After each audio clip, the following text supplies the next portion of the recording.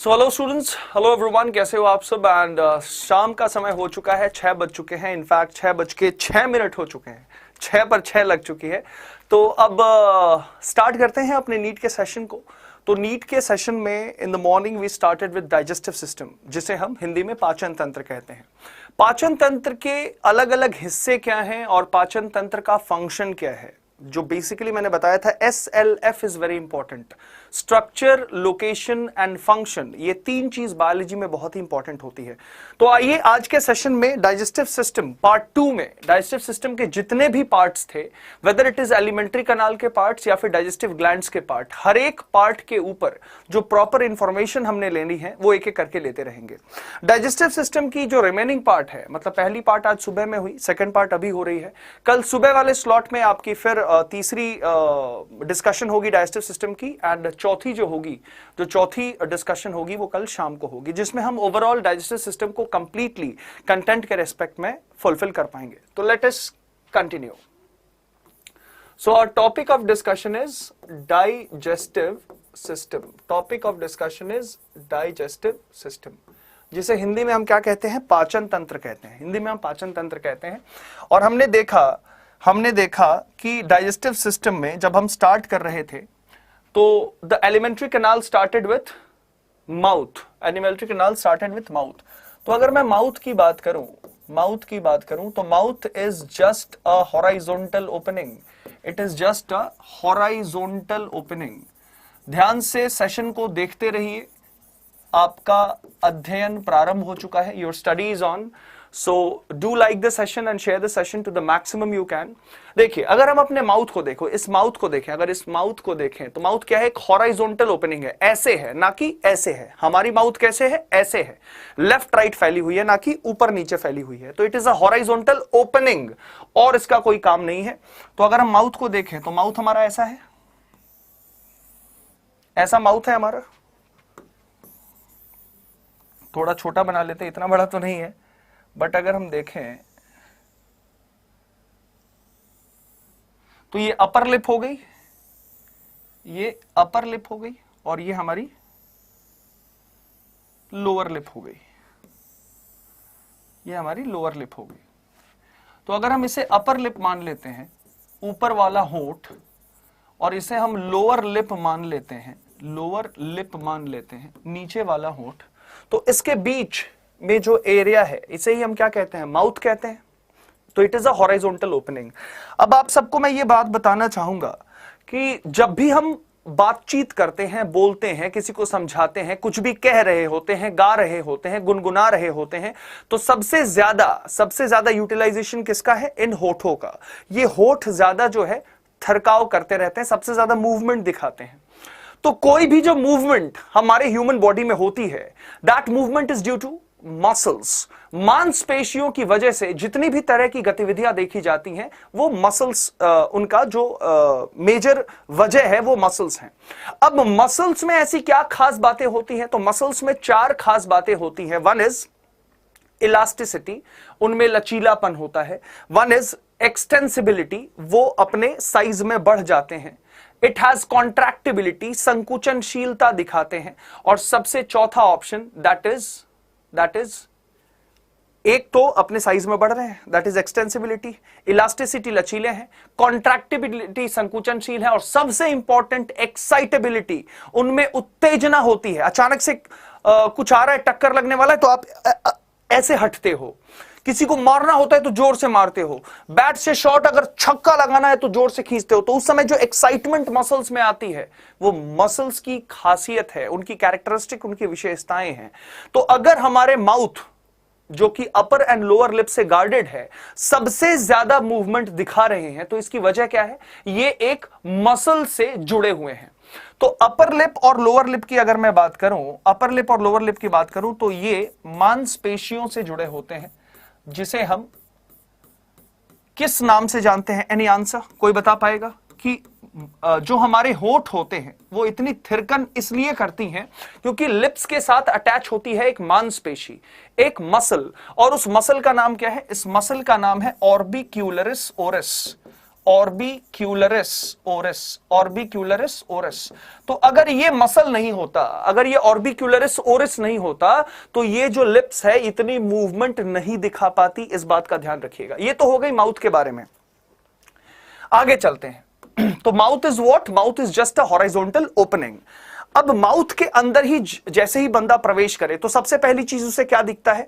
तो बाहर अगर आप देखोगे तो ये हॉरिजॉन्टल ओपनिंग है, लेकिन हॉरिजॉन्टल ओपनिंग के अंदर अंदर जो गुफा जैसी दिख रही है वो क्या है? तो बक्कल कैविटी उसे हम कहते हैं। अंग्रेजी में हम उसे क्या कहते हैं? बक्कल कैविटी कहते हैं। अंग्रेजी में हम उसे बक्कल कैविटी कहते हैं। अंग्रेजी में हम उसे बक्कल कैविटी कहते हैं। हिंदी में हम उसे मुख गुहिका कहते हैं। हिंदी में हम उसे मुख गुहिका कहते हैं। अब सवाल यह है कि इसे गुहिका क्यों कहा गया? समझिएगा बात को, हर चीज की एक वजह है। अगर माउथ एक हॉरिजॉन्टल ओपनिंग है और इसके अंदर एक एम्प्टी स्पेस दिख रही है, एक गुफा की तरह, तो गुफा में तो शेर रहता है ना? लेकिन यहां गुफा में शेर थोड़ी रहेगा। यहां एक छोटी सी गुहा है, छोटा सा एक केव है, जिसके अंदर भोजन का इनिशियल डाइजेशन होता है, फूड का प्रारंभिक पाचन। The initial digestion of food happens with in not mouth, it is buccal cavity. Buccal cavity को अगर हम देखना चाहें डायग्रामेटिक फॉर्म में, तो ये इंसान का फोरहेड है, ये इसके नाक है, ये इसका होंठ और ये नीचे वाला चेहरा है। अब अगर हम देखें तो दिस इज माउथ, ये क्या है? मुख है, माउथ है, लेकिन अंदर ये जो जगह है, अंदर ये जो जगह है, this is called buccal cavity. This is called buccal cavity. इसे हम मुख गुहिका यानी बक्कल कैविटी कहते हैं। अब इस बक्कल कैविटी को अगर हम ध्यान से देखें, अगर इस बक्कल कैविटी को ध्यान से देखें, तो बक्कल कैविटी के अंदर क्या क्या चीजें हमें दिखती हैं? बक्कल कैविटी के अंदर क्या क्या चीजें दिखती हैं? तो बक्कल कैविटी के अंदर जो चीजें हमें दिखेंगी वो है चार। क्या क्या? सबसे पहले एक टंग दिखता है, अंदर एक जिह्वा दिखती है, अंदर एक जिह्वा दिखती है। जिह्वा मतलब जो कॉमनली हम जीभ कहते हैं, टंग जिसे कहते हैं। टंग के अलावा हमें क्या दिखेगा? हमें टीथ दिखता है। टंग के अलावा हमें दांत यानी टीथ दिखती है। और टीथ के अलावा एक हमें रूफ ऑफ बक्कल कैविटी दिखेगी, एक हमें रूफ ऑफ बक्कल कैविटी दिखेगी जो इसका छत कहलाता है, रूफ ऑफ बक्कल कैविटी। और एक फ्लोर यानी जो फर्श है, इसका जो बेस है, जो इस आधार है बक्कल कैविटी का, वो हमें दिखेगा। तो बेस हमारा ये हो गया और रूफ हमारा ये हो गया। तो इसे कहते क्या है समझेंगे इसे। टंग भी हमें नहीं दिख रही, अभी दांत भी हमें नहीं दिख रहा, अभी हमें रूफ और ये बेस ही दिख रहा है। लेकिन अगर इसको और अच्छे से डायग्रामेटिक वे पे समझें तो ध्यान से समझिएगा, ध्यान से समझिएगा। देखिए, एकदम डायग्रामेटिक अप्रोच होता है, एक एक बात आपको समझ में आएगी। देखिए,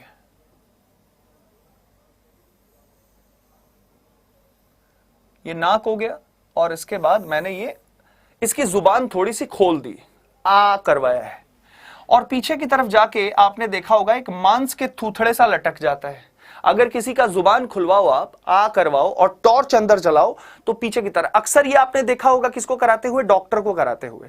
तो पीछे की तरफ एक मांस का थूथड़ा लटकता हुआ आपको दिखता है, हाँ या ना? यहां पे आपको एक मांस का थूथड़ा लटकता हुआ नजर आता है पीछे की तरफ। लेकिन ये तब ना जब एक बंदा मुंह खोले।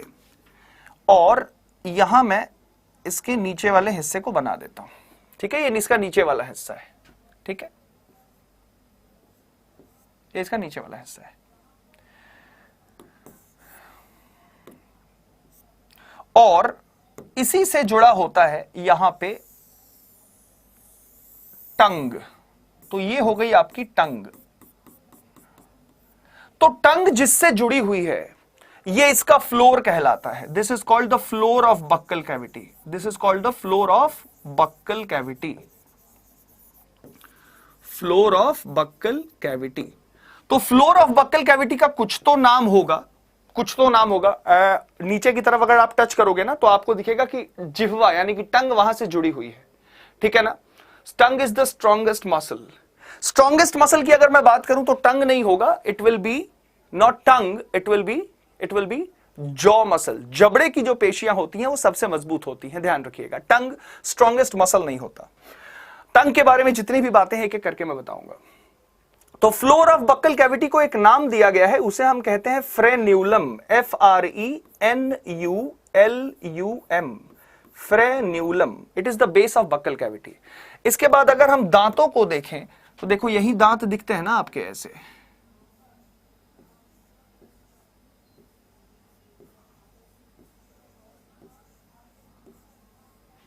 ऐसे आपको दांत दिखते हैं। तो this is what, this is your teeth, teeth यानी दांत। ये दांत हो गया, ये टंग हो गया, this is your tongue, this is your tongue.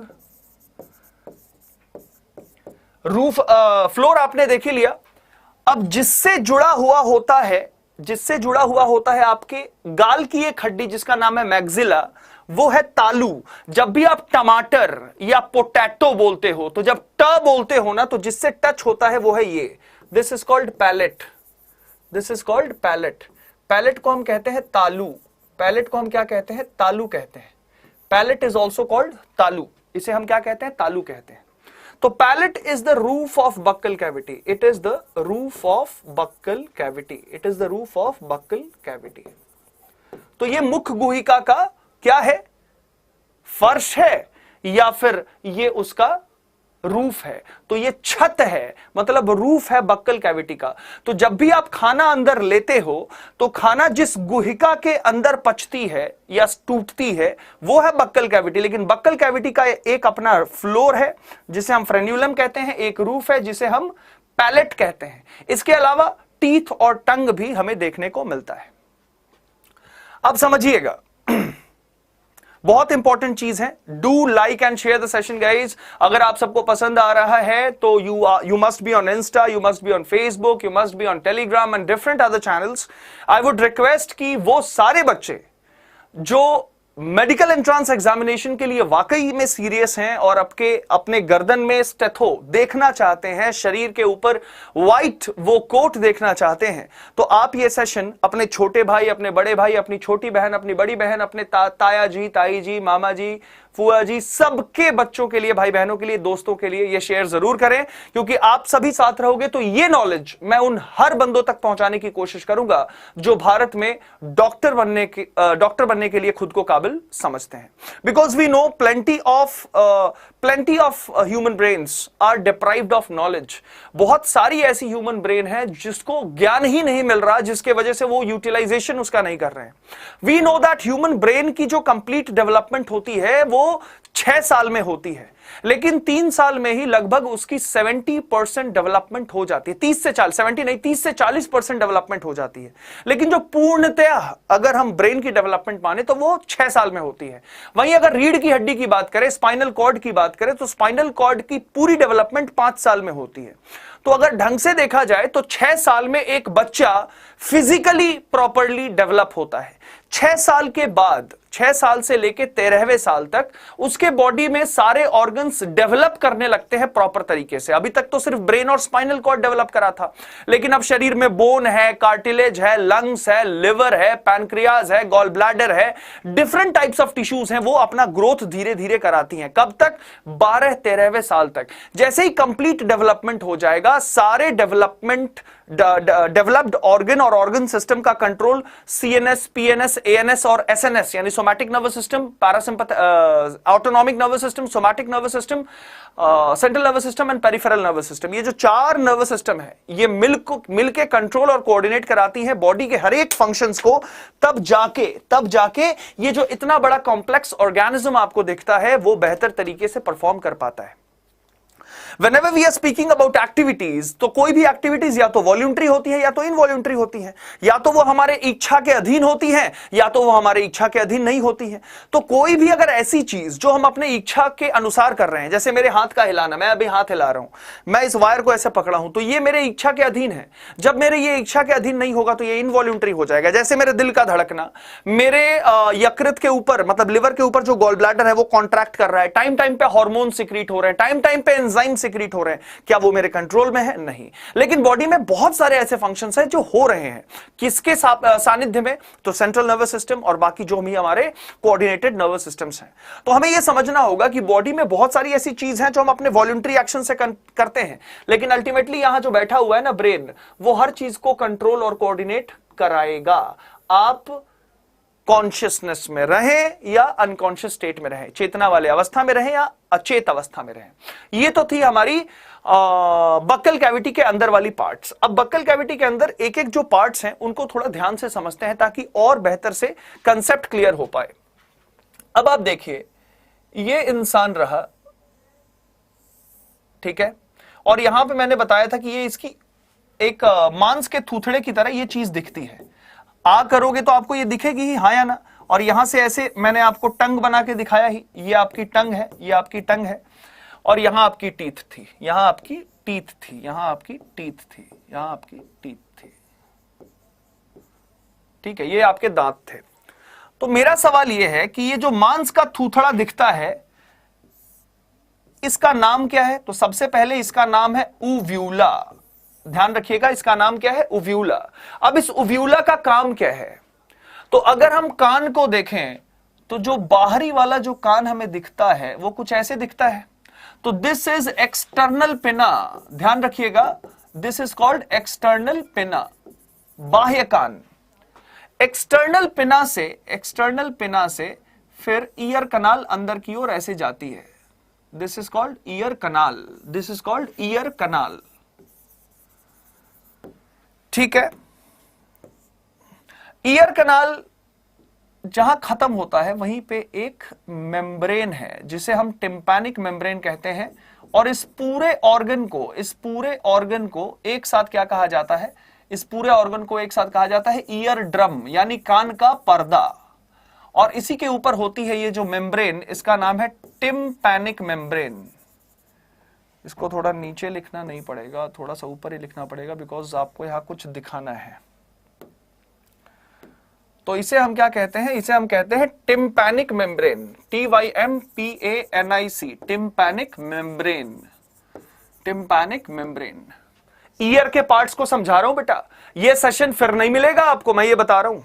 ये आपको जो चीजें मैं जिस लेवल पे जाके बता रहा हूं ताकि आप फील करो, और जब भी मैं पढ़ा रहा हूं तो आपको बैकग्राउंड में फील होनी चाहिए। एक बार कमेंट करके बताइए कि जितनी भी बातें मैं बता रहा हूं आपको फील हो रहा है कि नहीं। आप खुद अभी फील कर पा रहे हो कि हाँ अभी इस सेक्शन में है और कहां क्या चीजें हो रही हैं। अभी डाइजेस्टिव सिस्टम के अंदर तो बढ़ेंगे, लेकिन पार्ट्स के फंक्शन को समझना होगा। तो ये हमारी एक्सटर्नल पिना है, ये हमारी ईयर कनाल है, ये ईयर ड्रम, और ईयर ड्रम बनी है टिम्पैनिक मेम्ब्रेन से। और टिम्पैनिक मेम्ब्रेन से फिर एक ऑर्गन जाती है इंटरनल ईयर की, जिसे हम क्या कहते हैं? कॉक्लिया कहते हैं। तो दिस इज आवर कॉक्लिया। थोड़ा बड़ा बन गया cochlea with respect two year, लेकिन हम इसे छोटा कर लेंगे। दिस इज ऐसा, ठीक है, ये कॉक्लिया कहलाती है। और एक जो पार्ट है यहां से सीधे नीचे उतरती है, और इस डक्ट को, इस नलिका को कहा जाता है यूस्टेशियन ट्यूब, यूस्टेशियन ट्यूब। अब समझिएगा होता क्या है।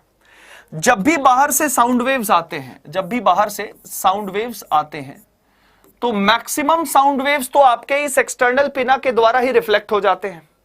कुछ जो साउंड वेव्स होते हैं वो एंटर करते हैं ऐसे, टिम्पैनिक मेम्ब्रेन से टकराते हैं, और उसके बाद यही साउंड की क्वालिटी किसकी है किसकी नहीं है, इससे एक नर्व है, ऑडिटरी नर्व, जो सीधे कहा जा रहा है ब्रेन के पास जा रहा है।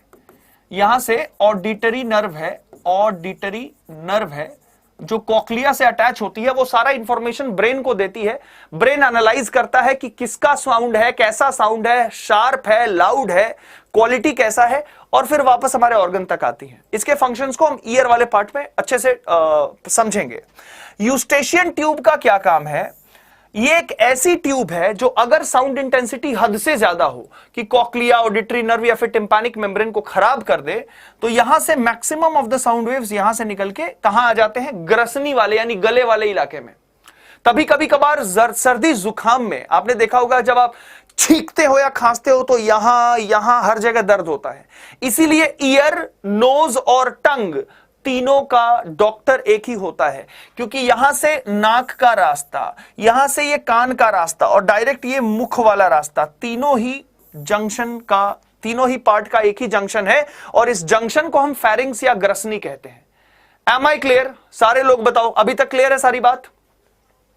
अब ये समझ में आ गया, अगर आपको बक्कल कैविटी के पार्ट समझ में आ गए तो अब हम चलेंगे कहां? अब हम चलेंगे अपने टीथ की तरफ। What is teeth? दांत जिसे कहते हैं।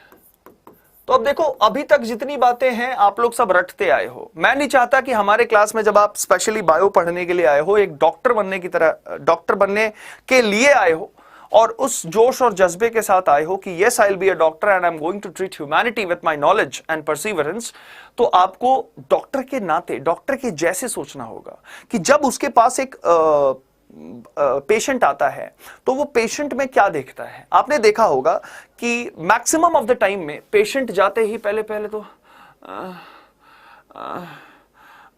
ऐसे करता है। क्या आपको लगता है कि डॉक्टर को उससे कोई फर्क नहीं पड़ने वाला? इसलिए फर्क नहीं पड़ने वाला बच्चे क्योंकि उस इमोशन से कोई दवाई नहीं होने वाली।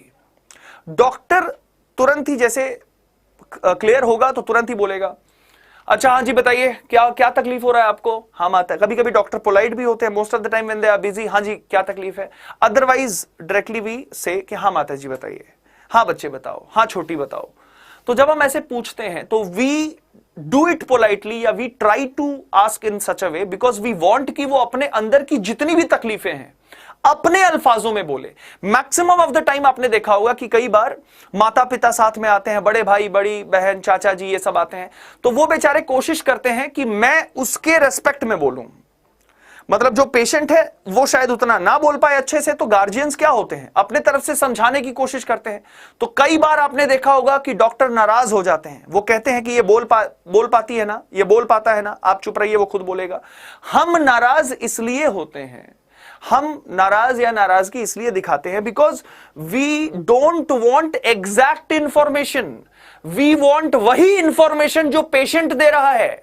क्योंकि पेशेंट जब अपनी फीलिंग बताएगा ना तो हम ये समझ लेंगे कि कौन से टिश्यू में, कौन से ऑर्गन में, कौन से हिस्से में क्या सोर्स, क्या इफेक्ट उसका बॉडी में हो रहा है। उसके हिसाब से हम प्रोग्नोस करते हैं। प्रोग्नोसिस मतलब बीमारी का पता लगाना। उसके बाद जैसे ही हम सर्टेन टेस्ट और दवाइयां लिखते हैं, तो जब टेस्ट होने लगेगा, टेस्ट में जब रिपोर्ट सामने आ जाएंगे तो हमें पता लग जाता है कि हां क्या है अंदर का मामला। तो दैट इज डायग्नोसिस, और तब हम उसकी ट्रीटमेंट चलाते हैं। तो first it is prognosis, then it is diagnosis and then it is treatment. Understanding.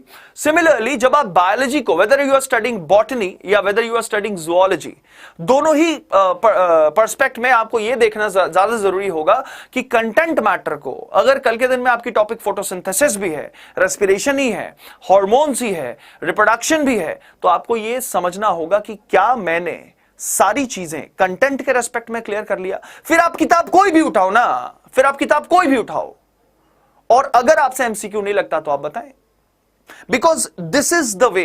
इस तरीके से लोग आगे बढ़ते हैं। अब देखिएगा, अब टीथ के बारे में बात करें तो आप लोग रट लेते हो कि teeth is a living tissue, teeth is a living tissue. लेकिन सवाल यह नहीं है कि टीथ लिविंग टिश्यू है कि नहीं है, सवाल यह है कैसे है, जीवित कैसे है। पहली बात यह पढ़ते हैं।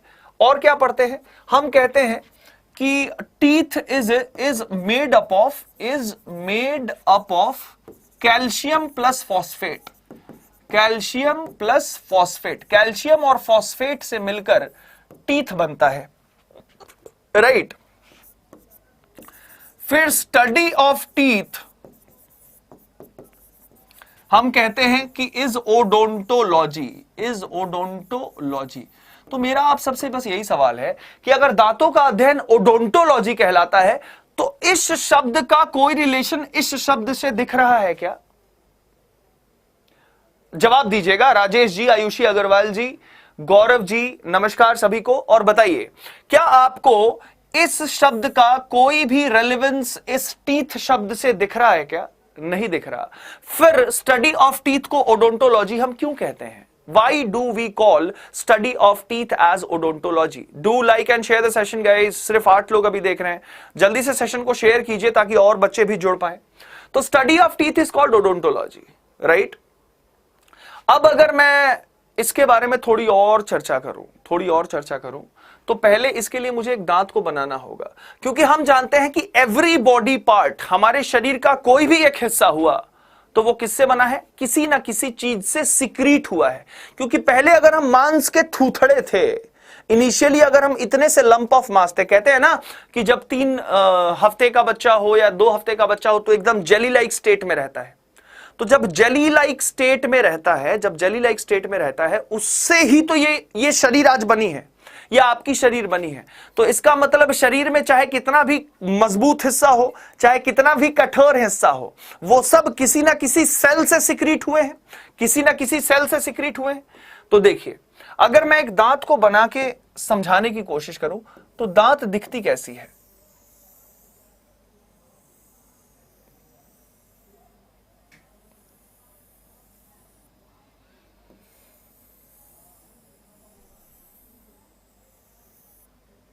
कुछ ऐसी दिखती है दांत। This is how a teeth looks like. और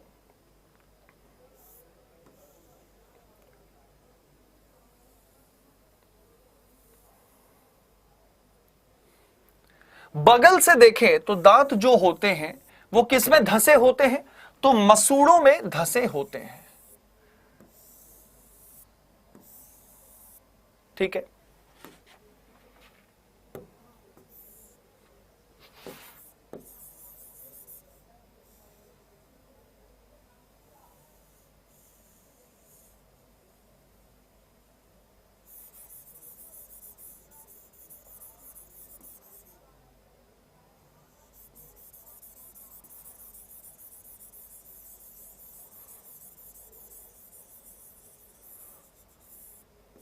तो ये साइड में हमने मसूड़े बना लिए। क्या बना लिए? मसूड़े बना लिए।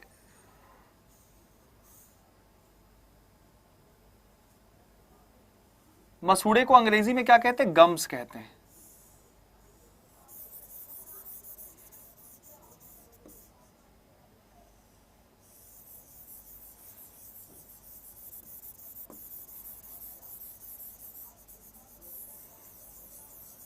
तो ये हो गए गम्स, और गम्स के बीच में ये मसूड़े हैं। अच्छी बात है, देखिएगा सारे एक एक पार्ट्स बता रहा हूं ताकि आपको कोई दिक्कत ना हो। अब दांत के का कितना हिस्सा हमें ऊपर दिखता है? तो दांत का सिर्फ इतना ही हिस्सा ऊपर दिखता है ना, तो this is the visible part, this is the visible part. और ये जो हिस्सा होता है यहां से लेके यहां तक, this is the embedded part, धंसा हुआ हिस्सा है। This is the embedded part, यानी धंसा हुआ हिस्सा है। तो धंसा हुआ हिस्सा 2/3 है, 2/3 पार्ट है, और जो विजिबल पार्ट है वो 1/3 पार्ट है। तो दिखने वाला हिस्सा सिर्फ 1/3 होता है, और धंसा हुआ जो हिस्सा होता है वो 2/3 होता है। Visible and embedded part, visible and embedded part. अब देखिए, ये जो मसूड़े होते हैं ये तो हमें ऊपर दिख रहे हैं, लेकिन टीथ के रेस्पेक्ट में बात करें तो हम ये पढ़ते हुए आए हैं कि जबड़े की हड्डी के खांचों में धंसी होती हैं ये हड्डियां। तो ये क्या है? This is our jaw bone, this is our jaw bone, जबड़े की हड्डी है। अब जबड़े की हड्डी के खांचों में, मतलब सॉकेट्स में धंसे हुए होते हैं। एनसीईआरटी की लाइन है कि ईच टीथ, हर एक दांत, इज एम्बेडेड यानी धंसा हुआ है in a socket of jaw bone, in a socket of jaw bone. तो ये सॉकेट्स बने हुए होते हैं जबड़े की हड्डियों में, ऐसे सॉकेट्स बने हुए होते हैं। समझ रहे हैं आप? ऐसे सॉकेट्स बने हुए होते हैं, और इसी सॉकेट में बगल वाला दांत ऐसे धंसा होता है, और इसी सॉकेट को हम क्या कहते हैं? This is called root. तो ये आपकी जड़ है। दांत की अगर आपसे पूछा जाए जड़, तो रूट यही कहलाती है। तो मुझे उम्मीद है रूट क्या है ये क्लियर है। What is root? तो ये हो गया रूट। अब ये वाला जो हिस्सा है इसे हम कहते हैं पल्प कैविटी। पल्प हिंदी में कहा जाता है, अंग्रेजी में भी पल्प ही कहते हैं। तो ये पल्प कैविटी क्या है भाई? तो ये पल्प कैविटी वो हिस्सा है जहां से दांतों को लसिका यानी लिम्फ का सप्लाई मिलता है और ब्लड का भी सप्लाई मिलता है। ध्यान से देखिएगा। तो this is teeth, this is teeth.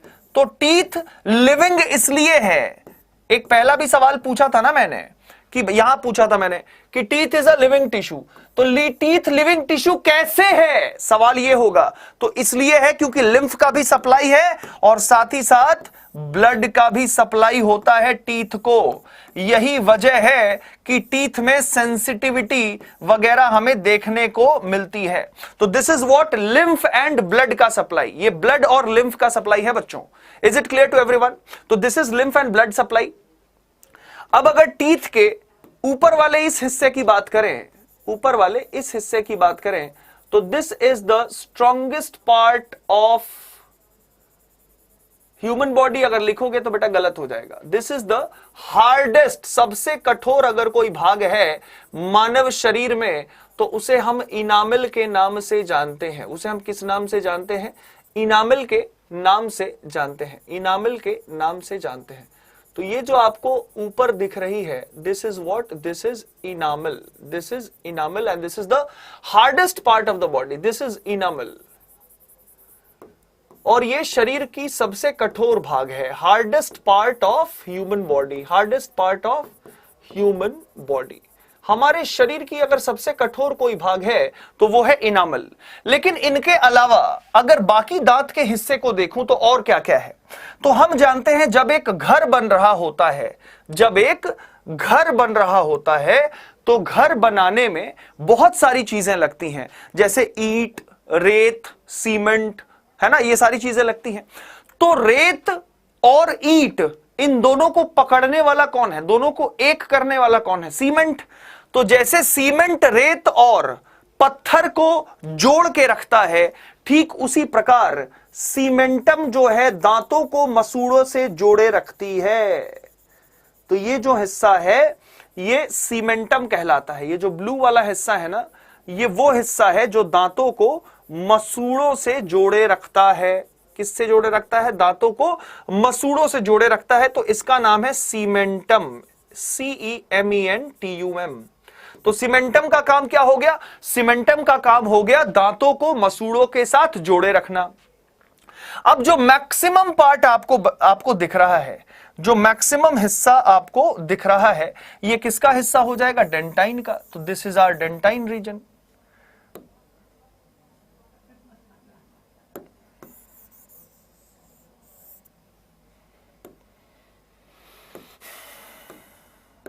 इसको हम लोग बना लेते हैं, this is our dentine reason.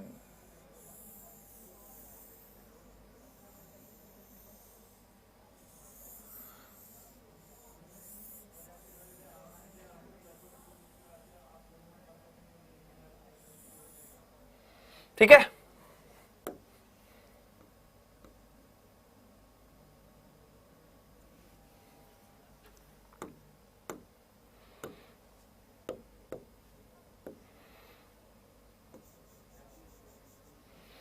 तो इसे हम क्या कहते हैं? इसे हम कहते हैं डेंटाइन।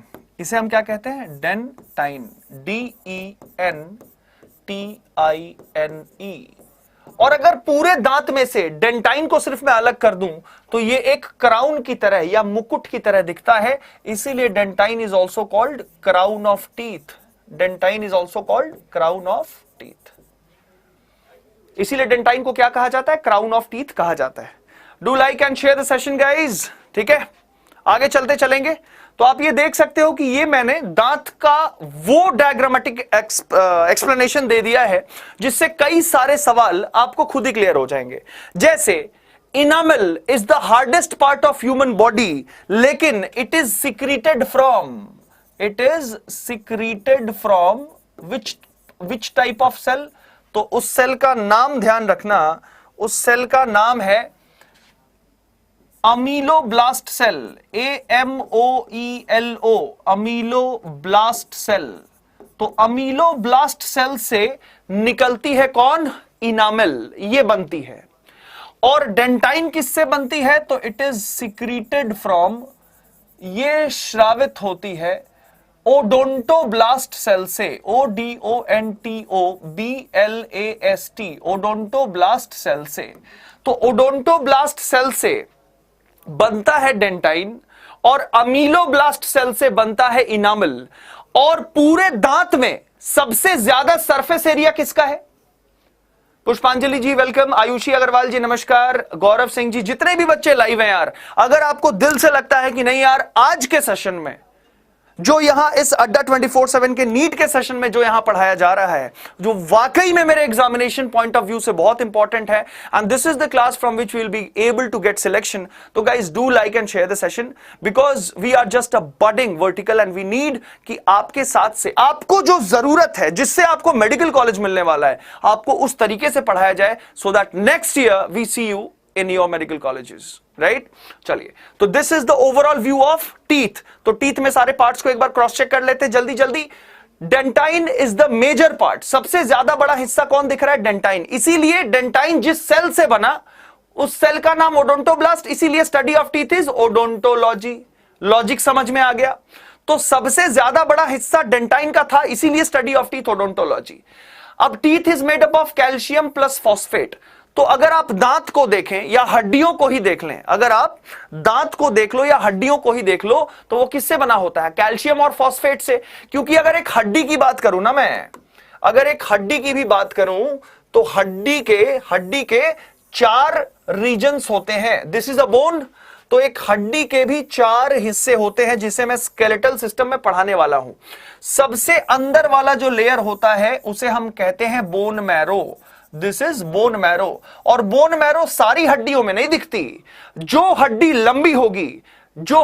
लंबी होगी और वही अंदर से खोखली होगी. Long bones are hollow from inside, और उसी हॉलोनेस में, उसी खोखलेपन में होती है अस्थि मज्जा, जिसे हम बोन मैरो कहते हैं. इसके बाहर एक रीजन होती है जिसे हम क्या कहते हैं? जिसे हम कहते हैं एंडोस्टियम. तो ये होता है वो इलाका जो एंडोस्टियम होता है, ये भी थोड़ा गीला सा होता है.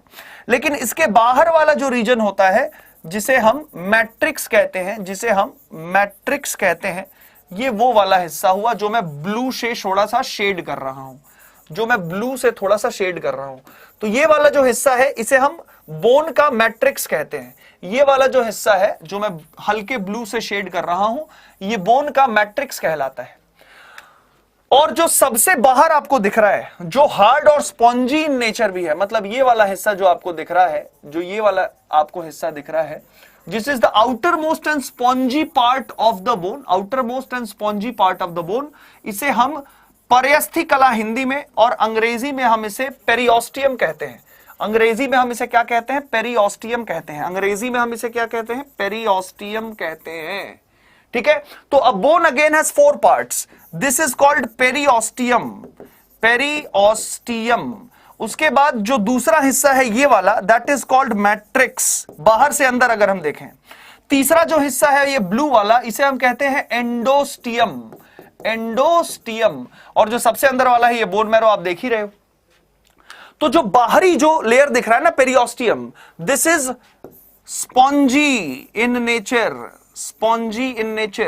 उसके बाद मैट्रिक्स जो होती है वो हार्ड होती है. और ये मैट्रिक्स बना किससे होता है?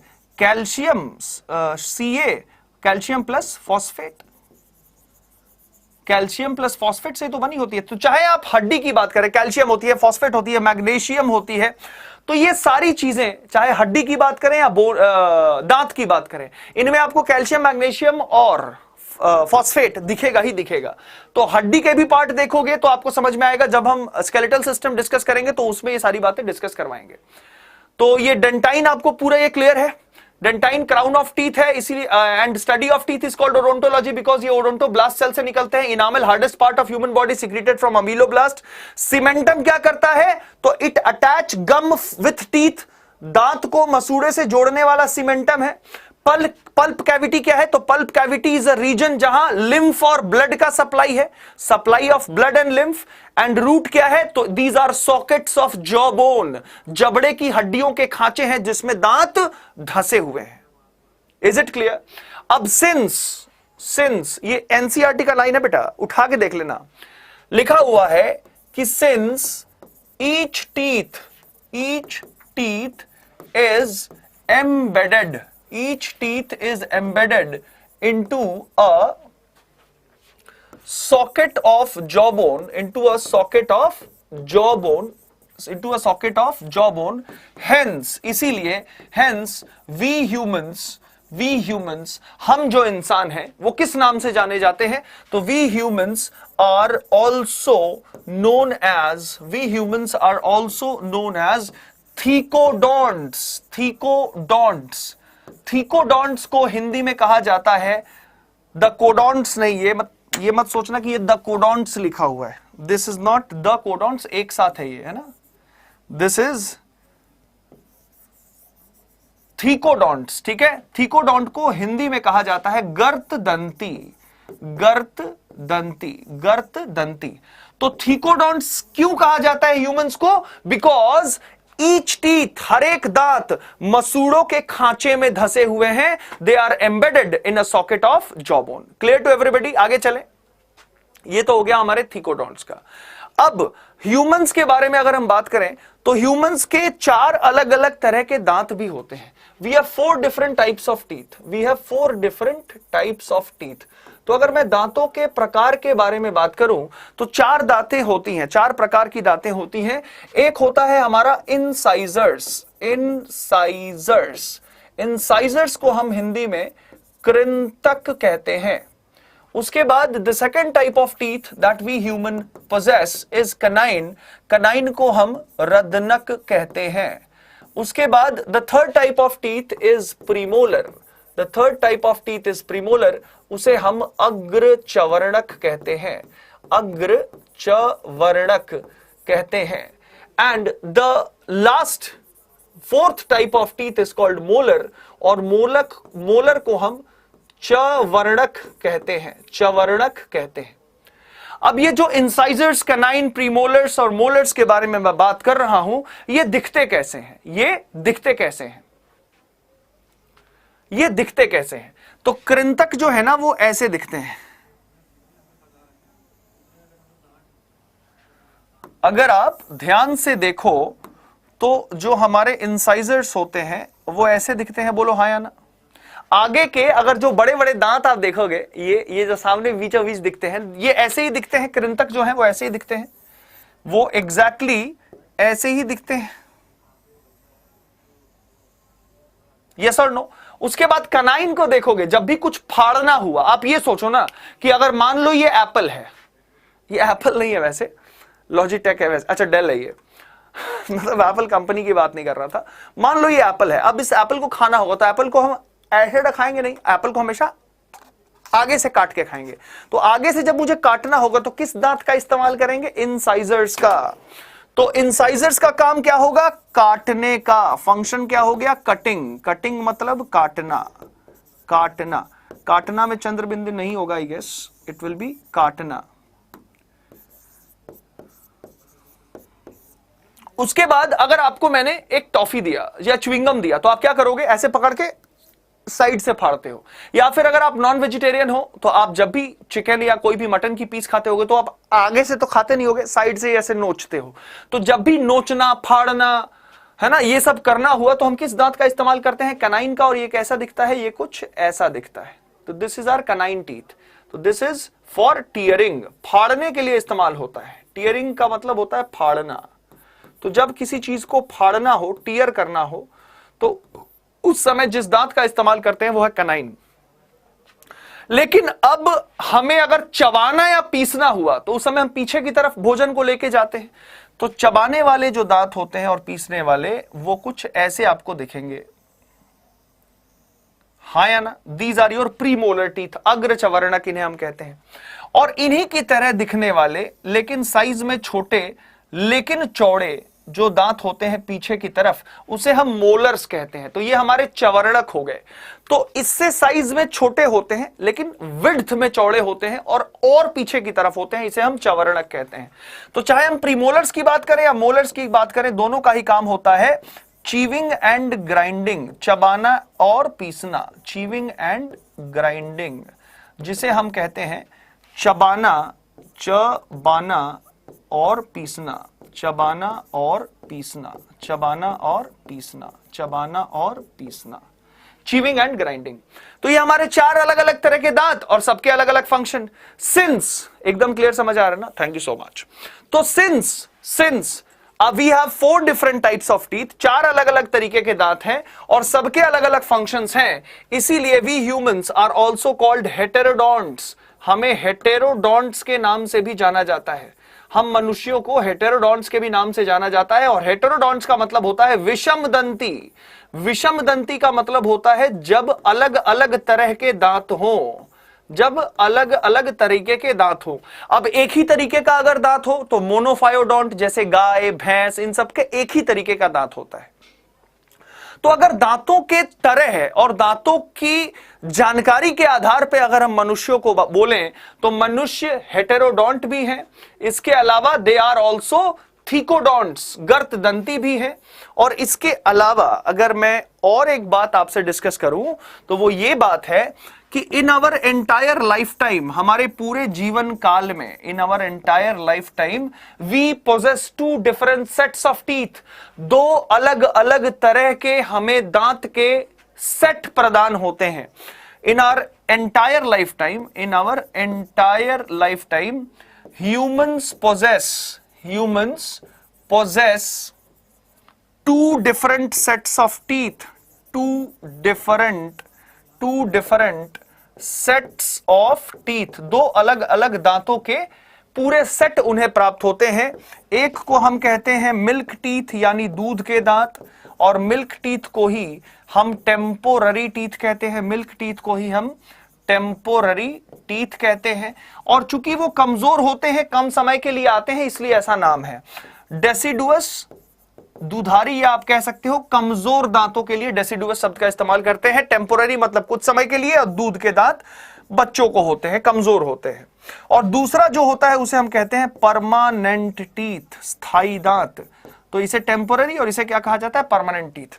अगर हम मिल्क टीथ की बात करें तो ये होते हैं 20 की तादाद में, और परमानेंट टीथ की बात करें तो ये होते हैं 32 की तादाद में। अब सवाल है कि बच्चों में 20 और बड़ों में 32 कैसे और क्यों? तो इसको समझने के लिए बेटा एक और डायग्राम की तरफ बढ़ेंगे, और हमारे पास अभी 7 मिनट हैं, तो जल्दी से हम डेंटल फॉर्मूला, जो ह्यूमन डेंटल फॉर्मूला है, उसको समझेंगे। और फिर कल मॉर्निंग वाले सेशन में इस टॉपिक को हम फिर से कंटिन्यू करेंगे। जितने बच्चे अभी लाइव हैं अभी, प्लीज एक बार, जितने भी बच्चे हैं, अगर 10 बच्चे अभी लाइव देख रहे हैं तो सारे लोग कमेंट करके बताओ कि आज का सेशन कैसा रहा। आज ये जितनी चीजें आपने पढ़ी स्टार्टिंग से, whether it was mouth, whether it was buccal cavity, या फिर ये अंदर की ये टंग और पैलेट तालू के बारे में जो मैंने बताया, उव्यूला के बारे में बताया, फिर ये पूरे ह्यूमन के इंटरनल एक्सटर्नल पार्ट के बारे में बताया, रूफ के बारे में बताया, उसके बाद टीथ के बारे में बताया, उसके बाद टीथ के पूरे इंटरनल स्ट्रक्चर को, एक्सटर्नल स्ट्रक्चर को दिखाया, उसके बाद टीथ के रेस्पेक्ट में जितनी भी जानकारियां थी वो मैंने दी, उसके बाद हड्डी के बारे में भी बताया। कैसा लगा आपको सेशन? टाइप ऑफ टीथ भी हमने डिस्कस करा, और आज के सेशन में जो आखिरी चीज हम डिस्कस करने वाले हैं वो है डेंटल फॉर्मूला, जिसे हिंदी में दंत सूत्र कहते हैं। हमेशा नीट में इसके ऊपर सवाल देखा गया है। याद रखिए, जब तक आप तैयारी इस रेस्पेक्ट में नहीं कर रहे कि, जब तक आप तैयारी इस रेस्पेक्ट में नहीं कर रहे कि हां मैं डॉक्टर हूं, तब तक डॉक्टर नहीं बनोगे। जब तक अपने अंदर वो फीलिंग आ गई, आपकी हरकतें ऐसी हो गई कि हर एक छोटी बीमारी, हर एक छोटी सी बात, चाहे वो पौधों से संबंधित हो या जंतुओं से संबंधित हो, आपको आता है, it is then you have that generosity of being a doctor. तो अपने अंदर वो अभिमान, अपने अंदर वो एटीट्यूड, अपने अंदर वो पंक्चुअलिटी, अपने अंदर वो परसिवरेंस लाने की जरूरत है। और बेटा ऐसी नहीं कि सर कैसे, बेटा धीरे धीरे रे मना, हे मनुष्य, ये धीरे धीरे ही होती है। मैंने नहीं, वासुदेव नंदन श्री कृष्ण ने कहा है। तो रोज जब हम करते जाएंगे ना, तो एक दिन इंटरेस्ट बनना है, एक दिन इंटरेस्ट बनना है। पहले दिन हर चीज बड़ी जोखिम वाली और बड़ी भारी लगती है, लेकिन धीरे धीरे, कहते हैं ना, रसरी आवत जातते सिल पर परत निशान। एक टाइम में कुएं के ऊपर जो सिलवट बनी होती है वो भी बहुत हार्ड सीमेंटेड लगती है, लेकिन रोज रोज जब एक कमजोर सी रस्सी उसके ऊपर आती जाती है, तो पढ़ा है सूरदास कबीरदास इन सब के दोहे में, तो इन सब की रियल लाइफ में प्रॉपर मीनिंग होती है, समझना हमें पड़ता है। अगर रोज आप काम ना करो, बस दिन भर सोए रहो, तो आप मोटे फूल जाओगे। लेकिन वो बंदे जो रोज एक्सरसाइज कर रहे हैं, रोज कोई ना कोई काम कर रहे हैं, शारीरिक वर्क कर रहे हैं, they are fit. Why? Because they are doing work. We need energy to do work, we do not need energy.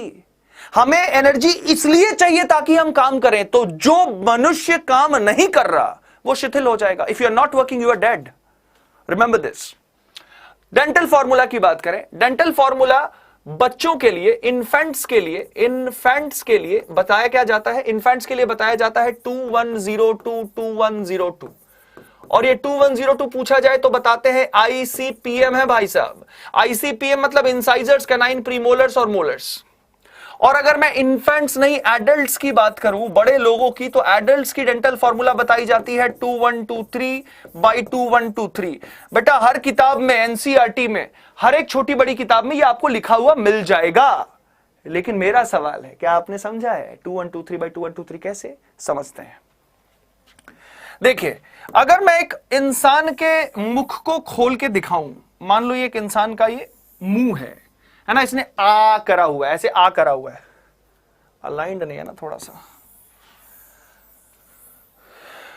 इसको थोड़ा बनाने के लिए ये पॉइंट पकड़ते हैं और ये पॉइंट पकड़ते हैं, यहां से इसको ऐसे जोड़ते हैं, यहां से इसको ऐसे जोड़ते हैं।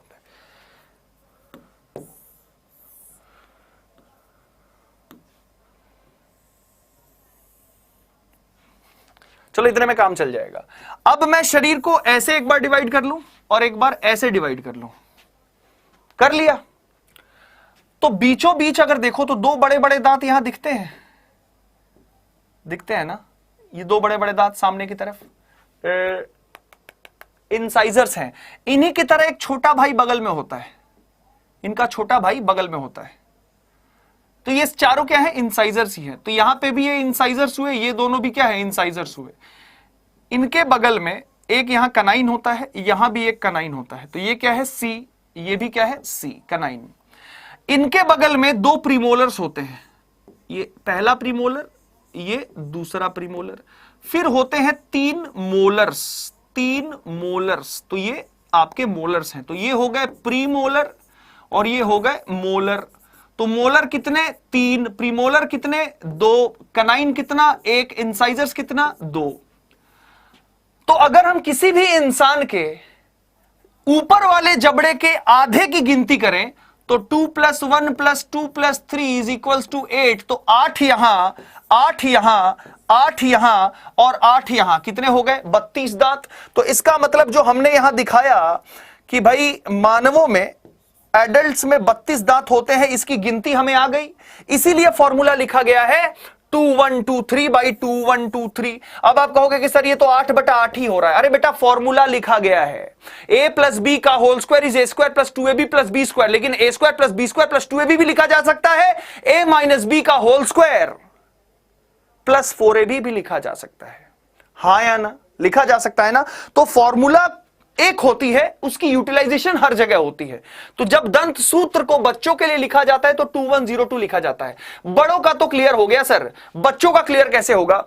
तो कभी भी छोटे एक बच्चे के मुंह में ऐसे उंगली डाल दो ना, तो वो काट लेगा सामने से, आप चिल्ला भी दोगे। लेकिन जैसे ही थोड़ा सा साइड में डालो, थोड़ा सा साइड में डालो, तो वो इरिटेट भी होने लगता है क्योंकि काट नहीं पाता। पता है क्यों? बच्चों के ना अग्र चवर्णक नहीं होते, बच्चों के ये अग्र चवर्णक नहीं होते, ये दोनों पॉइंट वेकेंट होते हैं, खाली होते हैं।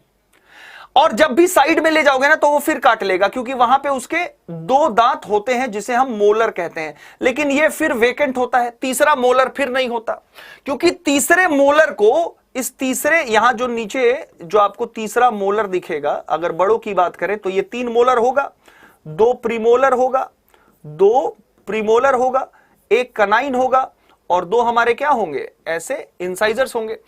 तो ये इंसाइजर्स, ये कनाइन, ये प्रीमोलर और ये 3 मोलर बड़ों में। तो ये जो थर्ड मोलर होता है, जो थर्ड मोलर होता है, इसकी अगर मैं बात करूं तो थर्ड मोलर को ही क्या कहते हैं हम? थर्ड मोलर को ही हम विजडम टूथ कहते हैं। विजडम टूथ मतलब अक्ल दांत। तो अक्ल दांत आती कब है? तो विजडम टूथ आती है 17 से 27 सालों के बीच में। 17 टू 27 ईयर्स के बीच में। तो एक बच्चे की अगर हम बात करें तो 17 साल के लिए तो बात नहीं करेंगे ना बच्चों। एक बच्चा तो 17 साल का नहीं होता है, एडल्ट हो जाता है, तो 17 साल में ये थर्ड मोलर आएगी, इसीलिए बच्चों में ये वाला स्पेस भी एम्प्टी रहेगा। तो अब बच्चों के दांतों को कैलकुलेट कर लो। इंसाइजर्स 2, कैनाइन 1, प्रीमोलर 0 और मोलर कितने हैं 2। तो बच्चों को अगर हम जोड़े तो 2 + 1 + 0 + 2 मतलब कितना हो गया 5, इधर भी कितना हो गया 5, इधर भी कितना हो गया 5 और इधर भी कितना हो गया 5। तो फॉर्मूला 2102 क्लियर है। और दांतों को भी जोड़ ले तो 5 + 5 + 5 + 5 हो गया 20। और यहां भी देखो हमने लिखा है 20, मतलब टेम्पोररी टीथ, मिल्क टीथ 20 हैं और परमानेंट 32 हैं। बोलो आज का क्लास कैसा लगा? आयुषी अग्रवाल सर केमिस्ट्री की क्लास लेने भी जाना। बेटा मैं सेशन एंड करूंगा और मैम वहां क्लास स्टार्ट करेंगी। तो मुझे उम्मीद है आज का सेशन आप सबको बहुत अच्छा लगा और समझ में भी आया होगा। संडे आप सबके लिए एक पावर पैक्ड सेशन है, संडे स्पेशल क्लास, तो जुड़ना ना भूलिएगा। संडे स्पेशल क्लास वो भी 3 घंटे की, 3 आवर्स की, ऑन टॉपिक सरप्राइज है। टॉपिक सरप्राइज है, वैसे कल मैं इसको रिवील करूंगा, लेकिन संडे स्पेशल क्लास है 3 घंटे की फॉर योर नीट बायोलॉजी। उम्मीद है आज का सेशन आप सबको पसंद आया होगा। Do like and share the session और जल्दी से जितने भी बच्चे हैं तुरंत आयुषी मैम के क्लास में ट्रांसफर हो जाओ ताकि केमिस्ट्री की प्रिपरेशन भी हम उम्दा तरीके से कर सकें। So thank you for enjoying the session. Do like and share. जय हिंद, जय भारत।